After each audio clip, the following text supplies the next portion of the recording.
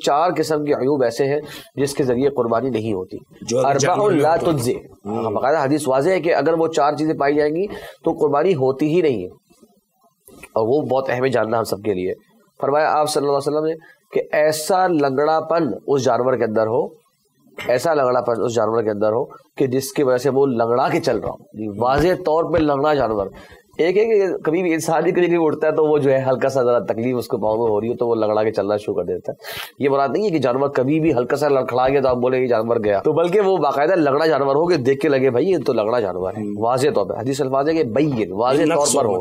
یہ دوسرا، اس کی آنکھوں کے اندر ٹیڑھ ہو یا آنکھوں کے اندر کانی آنکھ اس کی ہو یا بھینگا پن ہو، واضح طور پہ. یہ نہیں کہ ہلکا سا آپ کو لگا تو آپ بولے نہیں بس چھوڑ دو، نہیں، واضح طور پہ بھینگا پن اس کے اندر ہو. 2. تیسرا، بیمار ہو بالکل ایسا کہ جو سے لاغر بالکل ایسا پڑا ہوا بیچارہ کہ جیسے کہ ابھی یہ مر جائے گا، اس طرح کی کیفیت نہ ہو. ہاں، یہ چوتھی کنڈیشن بن جائے گی شیخ. یعنی تیسرا کہ بیمار ہو، بے شک موٹا تازہ ہو، دیکھیے بیمار ہے، اتنا بیمار ہے کہ جیسے اسے ہلا نہیں آ رہا، آپ اس کو قربان کر رہے ہیں اللہ کی راہ میں. بیماری ایک اور عیب ہے کہ واضح طور پہ بیمار جانور ہو. چوتھا ہے کہ اتنا کمزور اور لاغر ہو کہ جیسے بالکل کہتے ہیں نا کہ جیسے بالکل سوکھا سا بکرا، بالکل ہڈی کا ڈھانچہ، اس طرح کا بکرا جو ہے یہ بھی نہ ہو. تو یہ 4 چیزیں کنفرم کرنی ہے ہم لوگوں نے کہ یہ 4 نہ ہو. جو نقائص بالکل ریپیٹ کرتے تھے یاد دہانی کے لیے کہ وہ لنگڑا کھیلا چلتا ہو، وہ اس میں آنکھوں میں ٹیڑھ اور بھینگا پن نہ ہو. تیسرا، بیمار نہ ہو، سخت بیمار.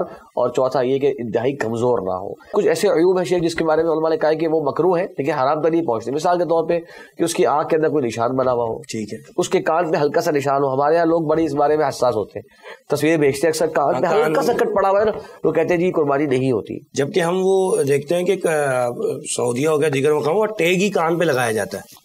جی، ٹیگز لگائے جاتے ہیں کان میں سوراخ کر کے لگائے جاتے ہیں جس پہ قربانی نمبر ہوتا ہے. آج یہ بھی ہمارے یہاں بھی کئی بار اس طرح کی چیزیں ہوتی ہیں. تو اس سے قربانی ناجائز نہیں ہوتی، یہ لوگوں کو جاننا ضروری ہے.